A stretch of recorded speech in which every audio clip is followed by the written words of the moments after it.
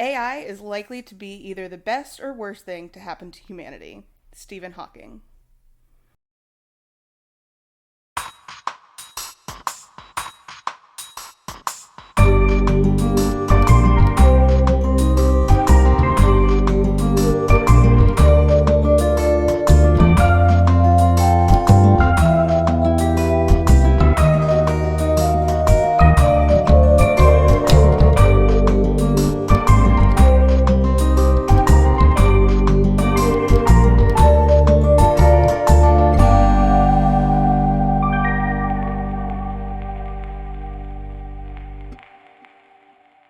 Hi, bestie. Hi, bestie. So, You've probably already noticed how much better we sound. yes. I mean, I don't the hear listeners myself. will notice by this point, like even right off, how much better we sound. You probably have noticed that our whole setup is totally different. Yes, I have a very fancy microphone and a place to put my cups because it's attached to a table. Yes, we are no longer on lapel mics, but also I'm gonna call myself out here. Oh, yeah?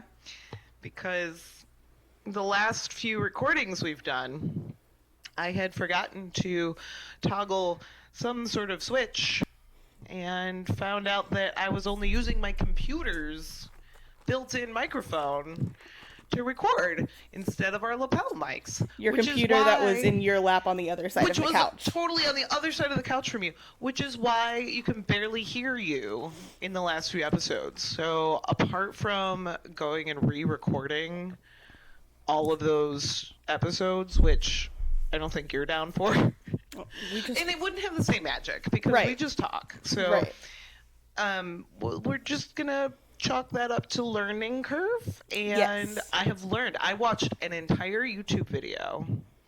One. Wow. And so I may as well be a professional now. Wow, look at you go. Yeah. Your microphone's very close to your face. It is, but I'm going to stare at it a lot. It's like, it's very pointy.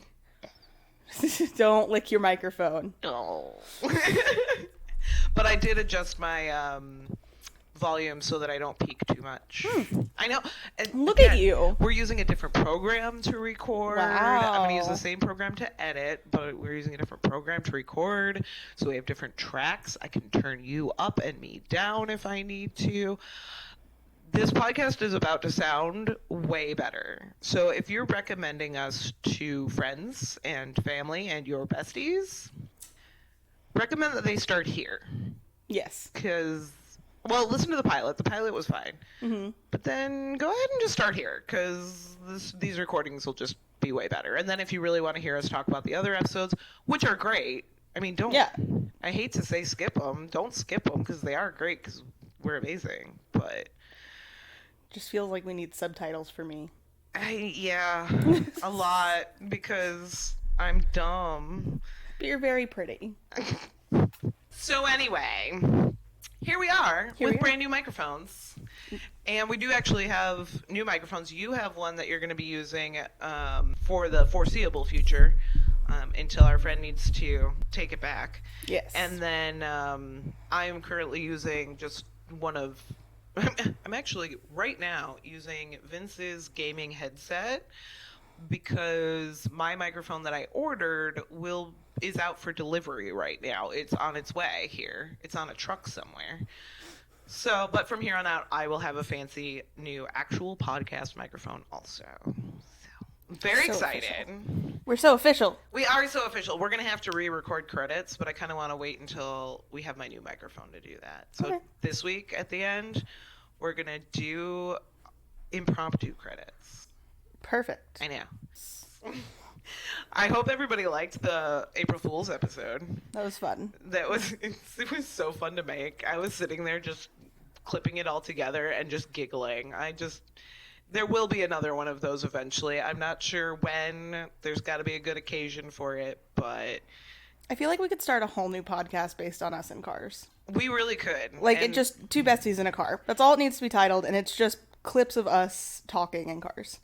I'm going to possibly start keeping my lapel mics in my purse. I 100% think we should, and every time we get in the car together, we should just turn it on, and then if nothing happens of interest, I just delete that recording and we move on. Yeah. Because there's got to be like a quick way to connect those to the phones.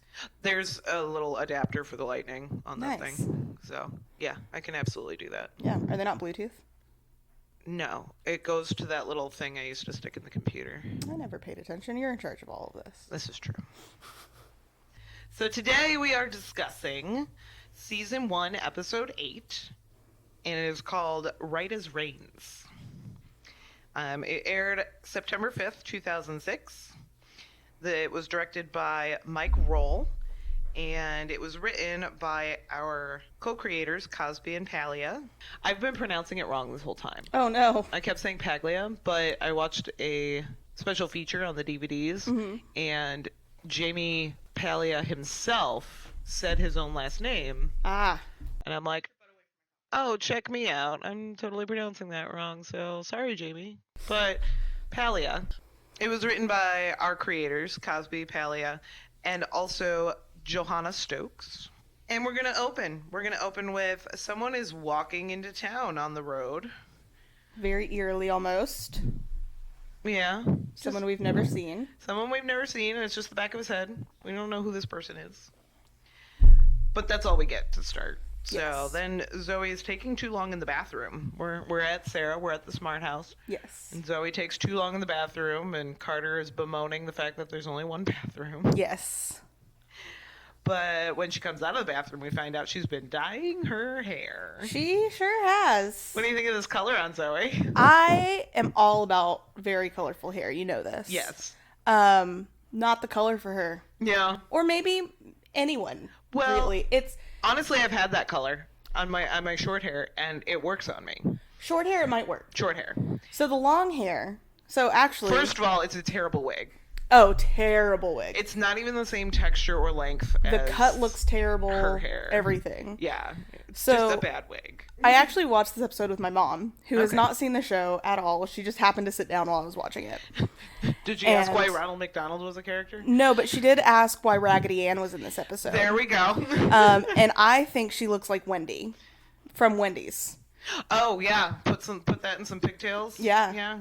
Could do that. Yeah, so we got Raggedy Ann, Ronald McDonald, and Wendy. Yeah, I mean... It was not the color. It is not her color. It's a terrible wig. Just the cut, everything about it. Mm-hmm. But yeah, I've actually had that color. I've had that color. I did red and green for Christmas one year. Oh, fun. And that was the red that I had with like a tealy kind of green. And it was... I had short hair, so it worked. Yeah. But, yeah, on one of my pixie cuts, I used to actually very... often do my hair that color red. Yeah, but you also have like an olivey skin tone. I do. I have I tan really easy. And I'm very fair and pink, much like Zoe. Yeah. So it does not work for us. But this scene also, when she comes out to reveal it, and Jack is not a fan. Not a fan at all. He's trying to be cool. He's trying real hard to be cool. Not well. But it doesn't work. No. But it reminded me of one of the first times I ever dyed my hair like an outrageous color. Because I had been dyeing my hair various shades of natural reds and kind of strawberry colors and stuff for a long time. But I was at his house. I can't remember if I lived with him at the time, but anyways, I was at his house, and first I had to bleach my hair, and I dyed it soda pop orange. Okay. Like, think Orange Crush. I don't want to. It's not, I don't think I would ever like that hair color. It was amazing on me. Okay. Okay, and it was right when Mountain Dew Livewire came out, the orange Mountain Dew. Uh-huh. It was the exact same color. Amazing. I could have been an ad for Mountain Dew Livewire. Anyway, so I finish up my hair, and I go over to where my dad was. He was playing on his computer. Uh-huh. I'm like, hi, Dad, kind of like touched my hair and stuff, and he looks at me. His first reaction, his only reaction was, your mother's going to hate it. I like it. It was amazing. So yes, Zoe dyed her hair. It's this fire engine red. The wig is terrible, but she wanted to do it, so she did. She also, I think, wanted to shock her dad. 100% was doing it for shock value. Yeah, she totally succeeded in that. But we find out that Zoe's going to be starting therapy with Beverly. Yes, it was a deal that they had. Although, fat lot of good it'll do. It's so hard because, and I've thought about this a lot in the last episode, where I am so pro-therapy, and I want to be pro-therapy the whole time, but I'm like, fuck you, Beverly. Like, yeah. Pro-therapy, anti-Beverly. Yeah. Pro-good therapy. Yes. Yeah. Yeah. So, we find out that Zoe will be starting therapy with Beverly. And according to Carter, dyeing her hair is further proof that she needs it. And I said, so if that is true, then I have needed so much more therapy in my life than I've actually had. Because, yes, there was a time when every 6 weeks I would change my hair color. And it wasn't just like brown to red or blonde or whatever. No, it was purple and orange and pink and blue and rainbow colors and teal and you name a color. It has been on my head at some point. I've done almost all colors. I never did orange. Yeah. I never did any yellow or blonde other than bleaching. The yellow was mixed in with my rainbow. So, I mean, I had legit rainbow hair at one point. I'm jealous and I would love that. Yeah. But when I had short hair, I did... But I stuck to one color for, like, a good period. So yeah. I did blue for a long time. I need to see pictures of you with unicorn hair. Oh, no. Yes. No, it's from my dark ages. I still need to see pictures. I Only, won't post them. You're the only one allowed to. I'll find them, but you're the only one allowed to because bestie. Okay. Bestie privilege. Yes. Good.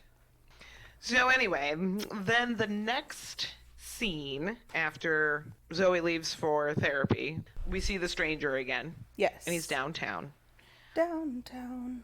Again, we don't get much from him. He's just walking downtown.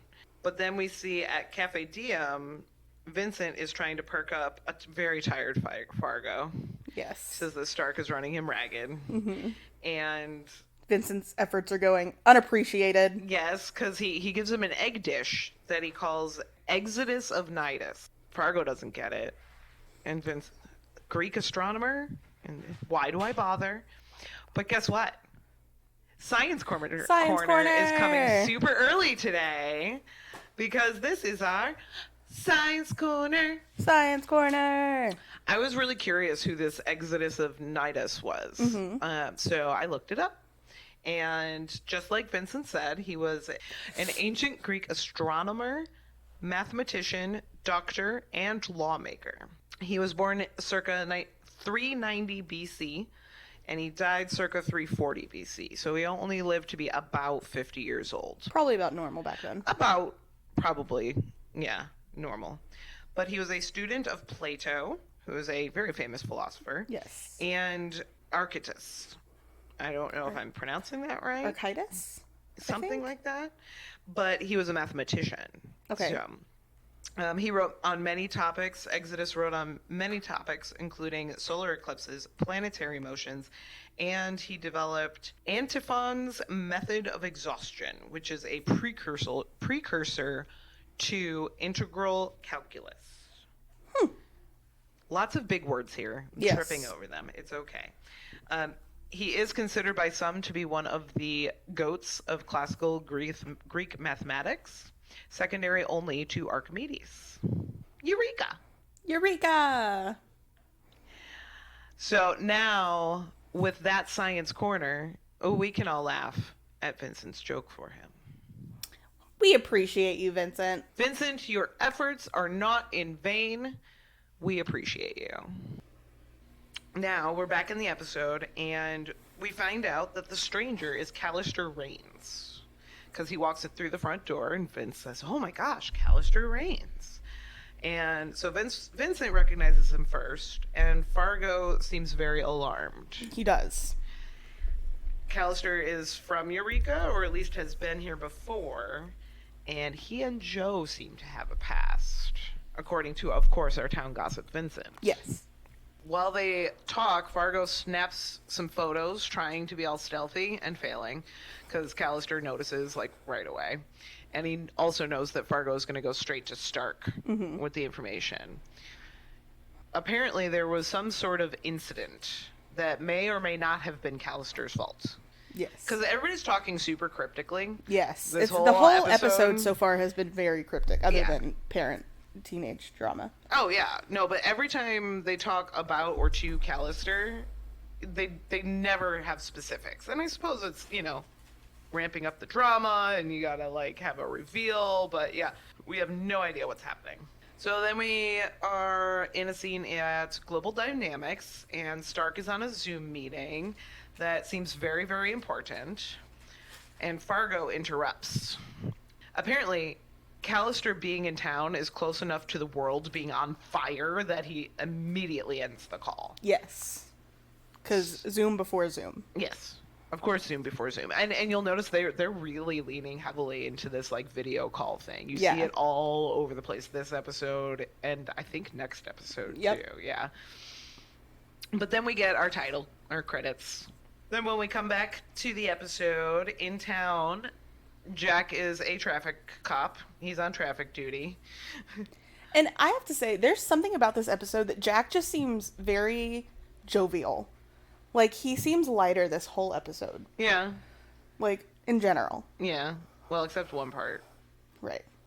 We'll get there. Yes. But at least in the beginning of this episode. The beginning of the episode, yeah. Well, I mean, his heaviest duty right now is traffic duty. Right. He doesn't have a lot going on. Yeah. So Henry is repairing the stoplight. Yes. Something was happening there. I love that Jack calls him George Jetson. Yes. Yes. It's a very cool invention. Mm-hmm. I like it. It's neat, and I want one for our group shots. 100%. So much easier. I'll take it. Does he have a new patch? A new patch for this? I think it's engineer. But I wanted to call him an electrician because I don't think his patch changes or says anything different than what we've seen, but I feel like he's doing electrician's work. That's valid. Yeah. Then, of course, though, Jack, while he's directing traffic, has to wear the most stylish accessory there is that we all know about, which is the safety vest. We love our high-vis safety vest. Safety vest. And Allison is making fun of the orange. It really brings out his eyes. How many times have we said that, talking about our vests? Oh, yes. But this is why my safety vest is purple. And mine is black. Yes, because... my soul. Not actually.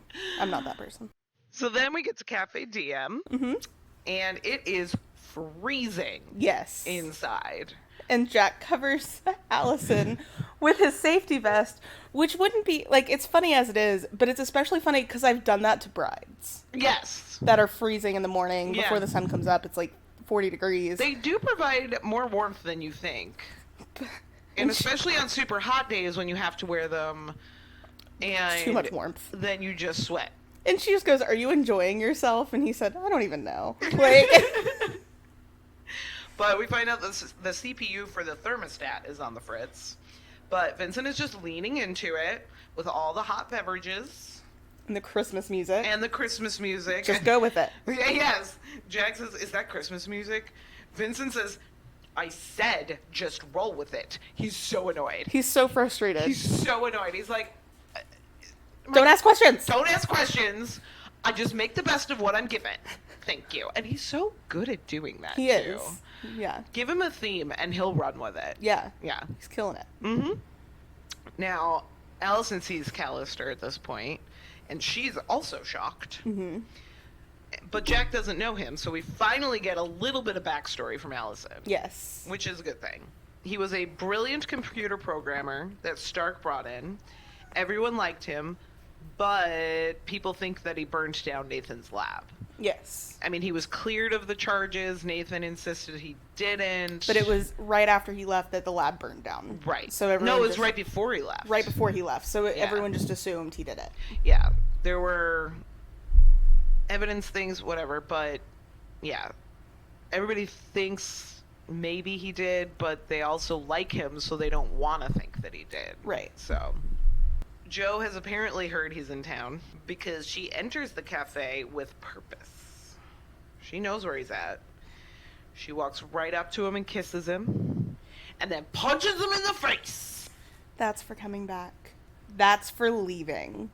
It was so good. It's so Joe. It's so Joe. It's so Joe because she's happy he's back, but she's pissed and she's gonna punch you in the face. Mm-hmm.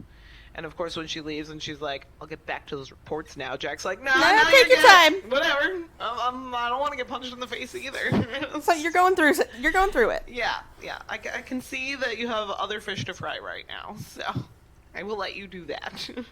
So then it starts snowing inside Cafe Diem. It does. Not outside. Outside's probably still gorgeous, beautiful Right. day, but no. And then Callister starts his sad boy walk down the street.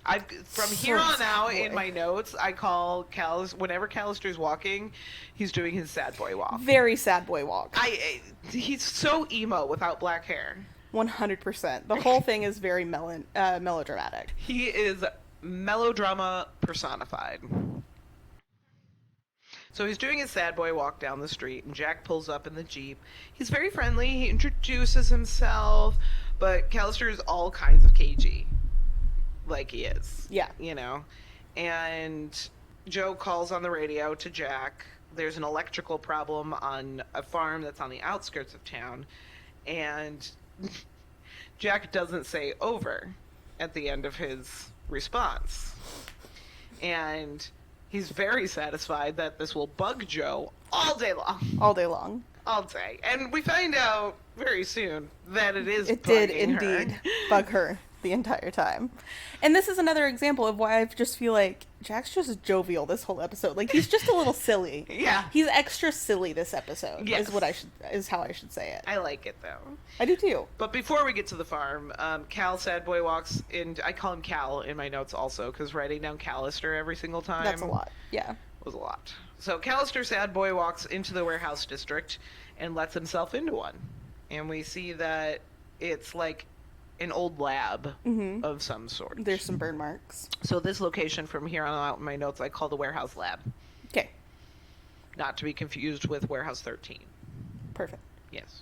Different kind of warehouse altogether. Yes, very. Okay. So while we are in this warehouse lab, Stark shows up because he knew Callister would go there. Mm-hmm. More cryptic conversation. You can't be here. Something's wrong with too me. Dangerous. You know, and again, just we still don't know what's happening, but it sounds more and more ominous. Right. Yeah. And he shows, like, Stark his hand. Like, something's wrong with his hand. Yeah. I mean, how'd you find out that something was wrong with that hand there? Hey. I'm a terrible human. So then we get to the farm. And yes, Joe is very, very annoyed by not saying over. And it just tickles Jack so much. So much. So much. The electric fence is malfunctioning. Mm-hmm. And Jack asks if it's run by a computer. So he's starting to kind of put some pieces together. And, of course, Joe's response is like, duh, everything in Eureka is run by a computer. Right. And in my brain, I'm like, well, these days anyway, maybe not back in 2006, maybe it was a little less so, but everything everywhere now is run by a computer. Right. Even just like thermostats and I mean, I guess they always were, but I don't know, it just everything seems much more computerized even today from 2006 than 100% then. So. Well, even in our office, if they're doing work on the electrical system or whatever, all of the doors will close. All the doors shut. Because it's all magnets and, like, it's monitored. So even the doors at our office are run by computer. So, like, it is. It's much more ubiquitous these days. But, yes, at this time, everything in Eureka is run by computer. And Jack walks towards the fence, and Joe lets him. But by the look on her face, she clearly knows that it's a bad idea. Mm-hmm. And this is also payback for the over thing. 100%. Because she laughs at him. And I forgot exactly what she says, but she basically repeats back to him. Yeah, he says, you couldn't have told me it was magnetized. And she goes, sorry, I forgot. Oh, which is what he said when she said that. You need to say over. Yeah. Sorry, I forgot, yeah. Then Allison arrives, and he's trying to play it cool. Right. And then she gets sucked to the fence. Which bugs the question, how much metal does she have on her? Right. Like, I assume she has a gun or a badge on her, but like... No, she doesn't. Do you see what she's wearing? Where is she keeping said gun and badge? She's not... She is not wearing a holster. But how Like, did she get magnetized? I mean, are we to believe that it's just like a belt buckle that Right. is drawing her in? Right.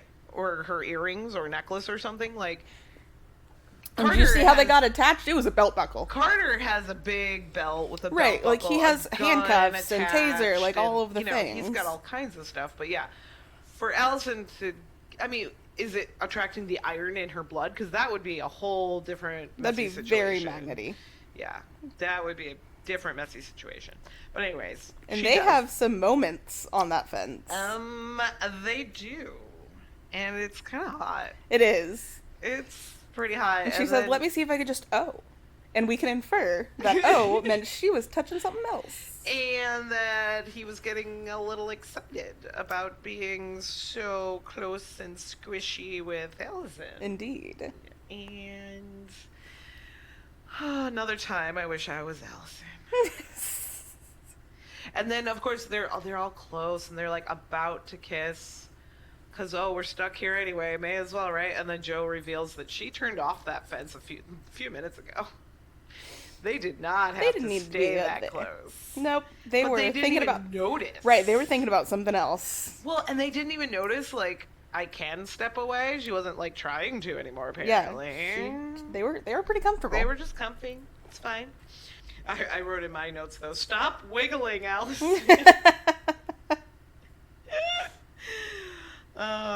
So, of course, at this point, Jack says, I need to see Henry. Mm-hmm. Because what do you do? Because something's wrong, so we have to see Henry. We have to go see Henry. And Callister and Stark are now at the warehouse laboratory, and more cryptic talk. And that's all I have for that scene. It's just more cryptic talk at the lab. Yep. Then we get to Henry's garage, and we find out there that there's a virus on the internet. Yes. The Wi-Fi internet that kind of controls all of Eureka's computer systems. Right. And Carter says, you guys should get Max. Yes, I do love that. Because, and I don't know, it might even still be this way, but I remember, like, one of the reasons people would get a Mac is because it's much less susceptible to viruses. Yeah, it still can, it can now, like, definitely get a virus, but it's much harder still because everything's a closed circuit. Got it. I never knew why. I just never went to Mac. So. Well, PC is so open sourced, where you can customize everything kind of thing. Yeah. And Mac is not that way. Got it. Yeah. Well, no, it's not. And that's one of the reasons I never went to Mac. Because on a PC, I can actually add more RAM if I want to, or used to. Now I use a Surface, so I can't exactly open her up. But back when we had towers. Yes. I could go inside the guts of my computer and change things. Well, I still have my PC tower that I built. But I still use my MacBook and my iPad and my... I think I still have a tower somewhere. It's just collecting dust. Because I just use my Surface now for everything. I mean, the laptops have gotten powerful enough now. 100%. And they're just so much more convenient. Mm-hmm. So then we get to Global Dynamics, and Stark pulls something out of a super secret vault behind his Nobel Prize. Which is back and fixed. Yes, of course. He did get his Nobel back, and this is nice to see. Mm-hmm. I wonder if they did get a genius graphic designer to create a fake one for... I hope so. Thatcher. I hope so. In my headcanon, that's what happened. I'm with you. And then Stark got his back, and everyone is happy. And there's a super secret vault behind it. Yes. And he pulls something out of there. And then we head back to the sheriff's office. And Jack needs files on Callister. Joe is defending him. Fair. Mm-hmm. Fair enough. Then we get to Beverly's, and Zoe is on the steps. And Callister's sad boy walks up. Mm-hmm. And she bonds with another boy over daddy issues. Right. Same type of deal as with Dylan. Yeah. You know, she just likes Parents to bond. just don't understand. Yeah, she likes to bond with boys over parent issues. Mm-hmm.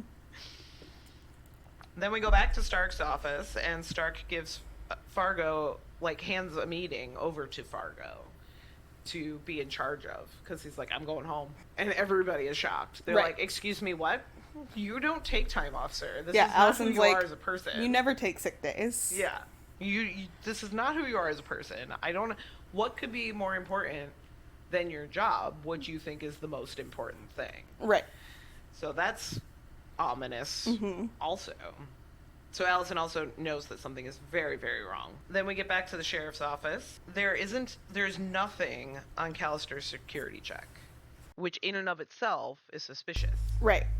Because something should come up on a security check. Like just where you went to school or... And all of the info that or all of the records of them searching the fire and everything and clearing him. Right.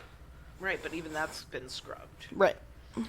And a fax comes in right at that moment. A fax. A fax. How Isn't that quaint. Dude, when was the last time you even saw a fax machine? I think doctors' offices might still I have see fax numbers on business cards still and on websites sometimes, but... Who's sending a fax? Yeah, it's a really good question. You're going to scan it and email it these 100%. days. So, yeah. But the fax comes in, and Carter is very upset, angry. I wrote down, it angers him. Because we find out very next scene, it's about Zoe. Right. And I don't blame him for being angry. Yeah. She committed identity theft. This is not the kind of news you want to hear. And it's ironic identity theft because typically, like, if you've ever watched any of those, like, YouTube series where they catch the robocaller and they go, it's always, like, a call center in India. Right. And this is clearly an Indian name yes. of someone that she thefted from. Thefted from? Sure. Stole? That would be right. Yeah, so she's wanted for credit card fraud. This is awful. Jack is pissed, and rightly so. But she did it to buy a bus ticket to come see him. Right. He's still mad. Right. Like, you could have called me, whatever. She doesn't believe that he would have done anything about it. Mm-hmm. She doesn't believe that even if she asked, he wouldn't have gotten her to him. Right. And he made her cry with the dad voice. Like, I'm done. And in the moment, of course, she thinks he means... he's done with her just in general. Yeah. I mean, of course he doesn't. He's, again, this is like parents getting frustrated. Yeah. So he doesn't mean it really that way, but it is the scary dad voice. It is the scary dad voice. And Colin Ferguson kills. And the scary cop voice a little. Yeah. But I don't know, like, my dad was not a cop and he had the scary dad voice. And I don't know, Colin Ferguson is like killing it for me. Like, he's doing an excellent job. Like you said, he's been goofy all episode. Right. And in this scene, though, I 100% believe his parental frustration. Mm-hmm. Like, I can see the layers. I can see I still love my daughter, but I am so angry right now. Right. You know, so, and I don't know, my dad had the dad voice, where if I was up in my room and he screamed up the stairs, you know, Corinne, come down here. And I'm like, ooh. I'm like, duh, what'd I do wrong? Right, absolutely. So, yeah, it's the dad voice, and it made Zoe cry, which is unfortunate, but I also get both sides, you know. And then we head to Cafe DM, where Zoe is drowning her sorrow in milkshakes. Yes, and Vincent is shoveling snow. Yes. So, you know, poor Vincent. And he tries to talk to her and help, and he thinks he helped, but maybe not. Might have done the opposite. I don't think he hindered or hurt anything, because I don't think he really gave her any ideas that she wouldn't have come up with on her own, or that she didn't come up with her on her own. But the way he talks to her, he really thinks, like, he's helping, and, like, they're gonna just go make up. And then at the end, you kind of see on his face, he's like, oh, that didn't go well. Oh, that was... She said, I'm not gonna let him make me leave. Yeah. Or he's not gonna make me leave. I'm not going gonna to let him. Yeah. Yeah. And so Vincent's like, yeah, that's the spirit. Like, you stay. And then he's like, when she leaves, she says, goodbye, Vincent. And that's when he realizes, oh, crap, she's going to leave on her own terms. Right. I might have just messed up. So then we go back to the sheriff's office. Jack is still upset, but he's distracting himself with work, which, I mean, that's relatable for me. Same. If I'm upset about something in my real life, I'm like, let me just go to work. Right. And distractions are good. And Jack thinks Stark is covering for Callister. He kind of puts that together, because I think that's also part of his experience with Zoe, is that, you know, when you're close with somebody, You do a lot for him. Yeah, you'll do a lot to kind of try and protect them Right. from the law or the badness of the world. Mm-hmm. Then we head back to Beverly's, and Nathan storms in, and he's looking for Callister. And he goes upstairs to try and find him, and a fire starts. Mm-hmm. Seemingly upstairs where Callister is. And Cal gets burned. You can kind of see he's holding his hand, and it's dark, so you can tell that he kind of got burned. In the fire. And Stark just zoops off with him in the car. Just, you deal with this, Beverly. Just zoops off. Yeah. So then Henry shows up in a fire truck. Yeah. And we have a patch change. We do. It says fire marshal. That makes me so happy. Especially because my hyperfixation show right now is Chicago Fire. Oh, yes. With my firemen. So here comes Henry, but in Eureka, they don't use fire hydrants. Yeah. They don't even use This water. is Eureka. This is Eureka. He just shoots something into the top of the house and it like expands? Ice. I couldn't tell if it was like an expanding foam, kind of like a suppressor. To smother it, yeah. Or if it was ice. I'm pretty sure it was like an expanding foam. That's Okay. what it looked like to me. Because you can't really shoot ice and have it freeze like that. It could be like a freeze ray. Pretty sure it was a foam ray. Probably. Foam ray. Foam shooter. Foam ray. Then we head back to Global Dynamics. Fargo is awkwardly running the Zoom meeting. He's trying so hard. He is. He's not... Obviously, this is the first time Stark has put him in charge of a meeting. Right. Maybe at all, but definitely of this caliber. Right. So he's very nervous, and he hasn't figured out... He's not a public speaker. Yeah. At But we do least- get to see the cool replicator. Yeah. Yeah, that is very cool. And Allie and Jack think that Fargo knows where Stark and Callister are, so Jack threatens to show the Zoom meeting people his Sarah Michelle Gellar doll. Yes. They mention it a lot, but Fargo and I share this crush on Sarah Michelle Gellar. I don't know who wouldn't. Yeah. Sarah Michelle Gellar was... Fire. Mm-hmm. Was. Probably still is. True. I haven't seen her in a while, but probably still is. See where she's at these days. Yeah, right? Oh, she's still acting. Oh, is she? Masters of the Universe Revelation 2021. She could be She-Ra. That'd be hot. Or gonna be. We're in 2023, fun fact. I know, but I'm saying, like... Masters of the Universe, is that a He-Man movie? And is it a voice acting? Is it a cartoon? American animated superhero fantasy. Animated. He-Man, yeah. Oh, she co-founded a baking company. Oh, that's fun. She released her own cookbook. As far as I know, she's still married to Freddie Prinze Jr. She is. Nice. Glad those two kids can make it work. Proud of them. She was in Clerks 3. I don't know if I ever saw Clerks 3. I didn't. Hmm. Yeah, so she's around. She's doing stuff. Living her best life. And probably still hot. She is. Oh, yeah. I found her Instagram. Definitely still hot. Amazing. So then Allie and Jack go to the warehouse lab. Mm-hmm. Because Fargo thinks maybe they'll be there. He doesn't know for sure. Poor Fargo. He's just trying. He's just trying to help. He's just trying so hard. But, so he says maybe they're there. They go there. And they do find them. They find Stark and Callister. Stark relents rather than let Jack shoot Cal. And Callister reveals his burned robotic arm. Bum, bum, bum. This looked so good. It did. It really did. I was impressed. The computer graphics on this, I don't know if it was practical or computer or what, but it looked really good. It did. And we find out that Callister is AI. Mm-hmm. He's not just a robot. He's an AI. artificially intelligent being. Yes. And apparently a very successful one. Because he had everybody fooled. And Stark didn't find him. He created him. Yes. So this is basically Stark's son. Yeah. And you can tell. Yeah. The way he cares for him. We see a different side of Stark. Yeah. Cares for him, protects him. Which we haven't seen with him and Kevin. No. But we haven't seen Kevin enough in them interact. So. Yeah. And Stark is not Kevin's dad. Ah. We find that out early. I forgot. Because when Jack finds out that Allie was married to Stark, Jack asks about, is he Kevin's? And she says, no, Kevin's dad died. Oh, I forgot that part. Kevin, her first husband passed away, and I don't remember exactly how. She's not or having if a she lot of even luck with says it. husbands. Yeah. What? She's not having a lot of luck with husbands. I know, right?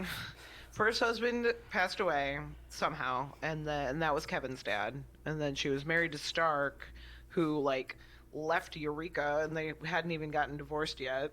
They're still not divorced in this episode, because she even says like, technically I'm still married to him, but I don't even know who he is right now. Right. But yeah, Stark is basically Callister's father. Yeah.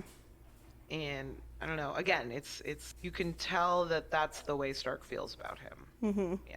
Callister is inadvertently causing the computer virus. Like, he didn't realize he was doing it, but we find out that that's what's happening. Mm-hmm. And Stark tried to fix it, but it didn't work. Right.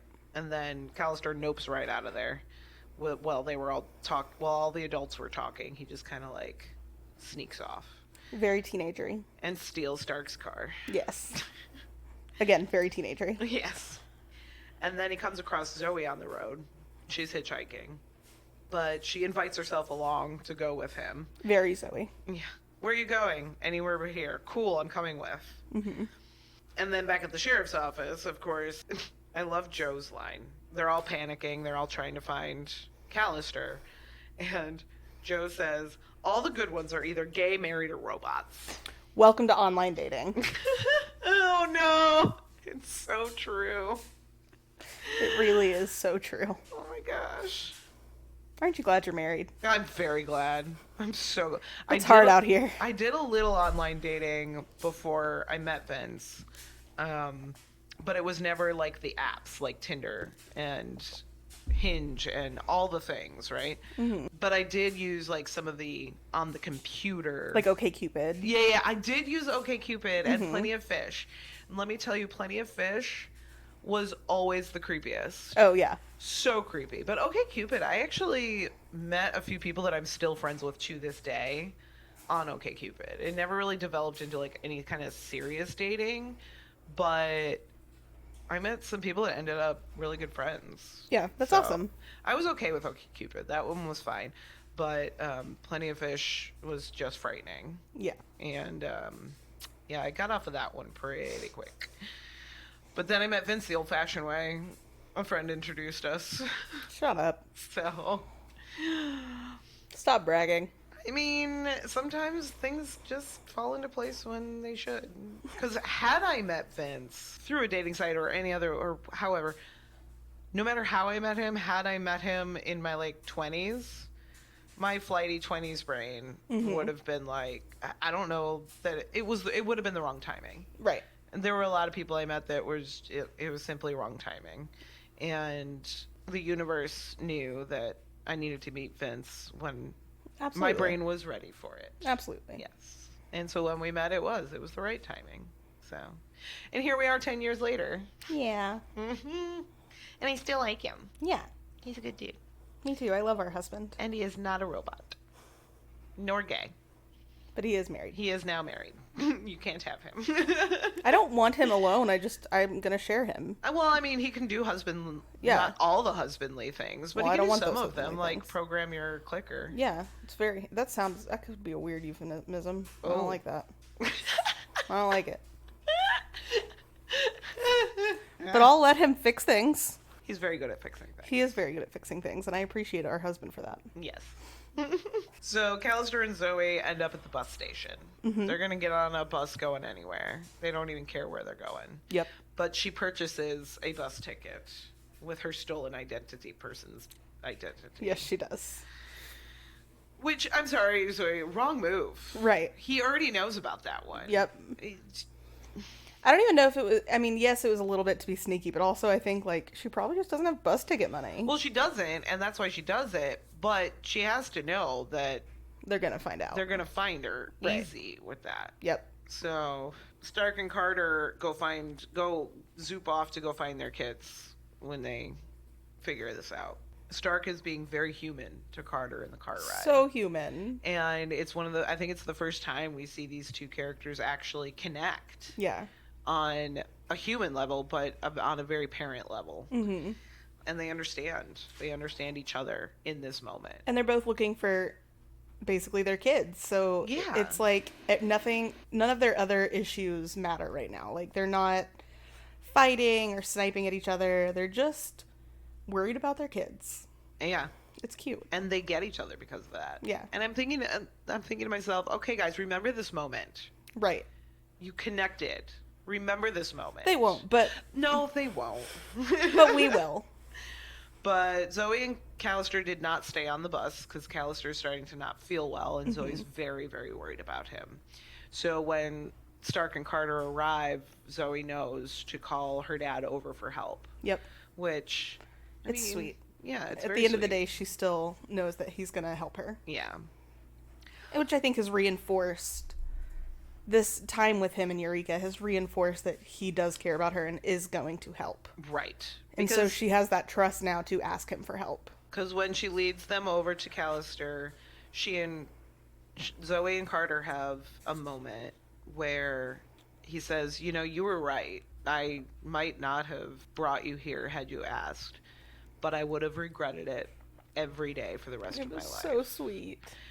I'm like, oh, look at you, A, being honest, B, like, being super sweet dad, C, like, getting on her level, and she's understanding you a little bit more now, too. Like, Yeah.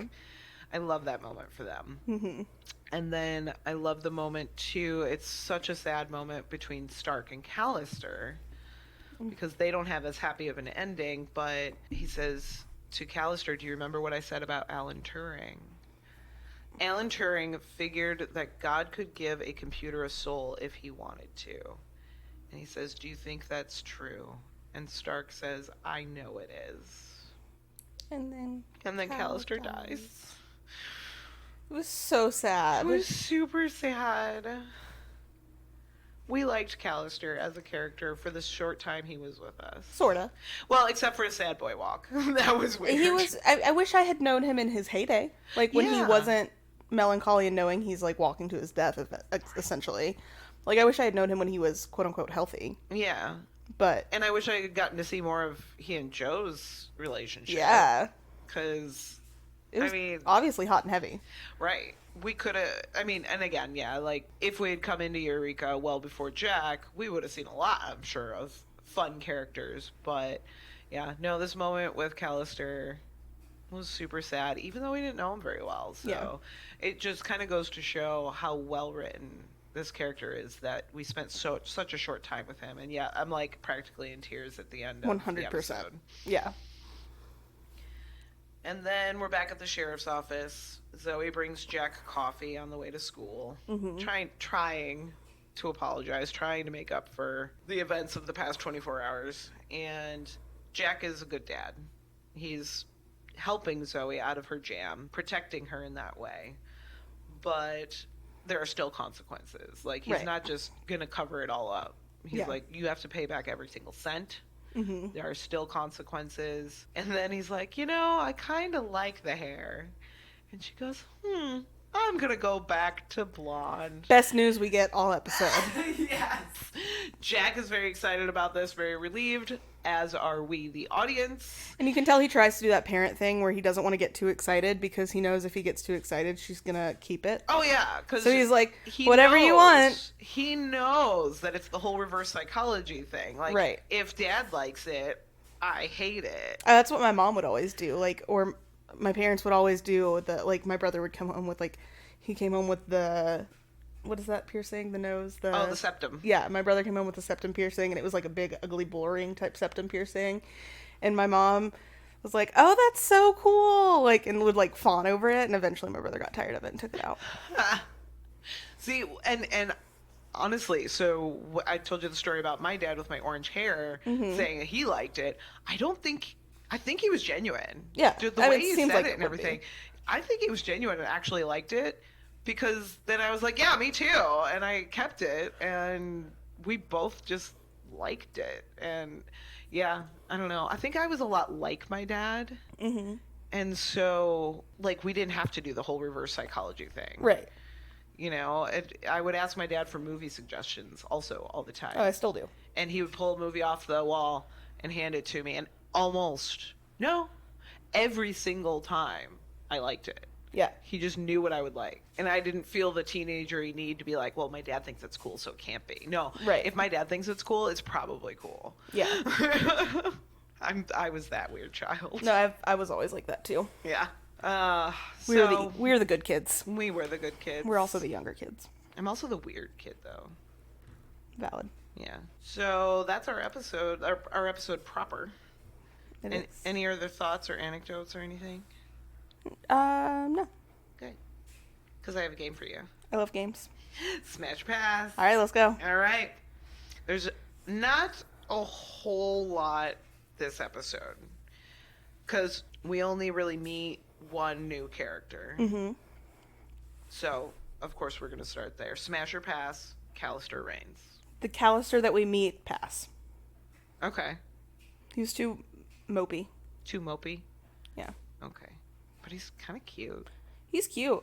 He also, though, kind of looks like a child that was made bigger. Yeah. Like, he was a big dude. Yeah. Like, standing next to Jack, he was a big dude, but, like, just a shot of him, he looks like a child. He does look really young. Like, when we first meet him, like, when he's walking on the street, I think the very first time I watched this episode, I'm like, he's a teenager. Right. But he's obviously not a teenager. And physically, he's much larger. Yeah. Like, he looks like a big dude, like, tall. And obviously he wasn't a teenager at all because Joe and he had a thing. Right. Even before. So, like, he's obviously age appropriate for Joe. Well, we don't know, but yes. We assume because they AI were very wise. open about it. Yeah. Oh, yeah, like, she assumes. Yes. He's age the appropriate. age that, I mean, it's AI, so he would be like... Yeah, the age that he was programmed to be. Yes. Is age appropriate for Joe. But yeah, like, knowing what I know about Callister, that he's AI, that, and also, I'm sorry, he does look far too young, and his mopiness. I'm with you. I'm passing. Yeah. Yeah.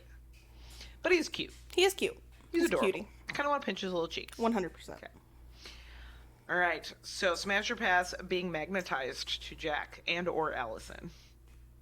Smash. Smash. Actually, Both. But yeah, yep. I was about to say both. But all of us just get swooshed. Yes, please. They can make a RiN sandwich. Hot. Yes. So smash or pass, just a general, probably looks different. AI robot. Smash. Smash. I feel like the programming could be. What if it had a soul? Smash. Smash. Yeah. Yeah. It's basically Vision. Oh, yeah. Yeah. Those are all my notes for episode 8, Right as Rains. Once my new microphone arrives, we are going to re-record our closing credits, but we don't have that yet. Right. But we still need to tell the people how to find us. Yes. So, first way to get in contact with us is via email.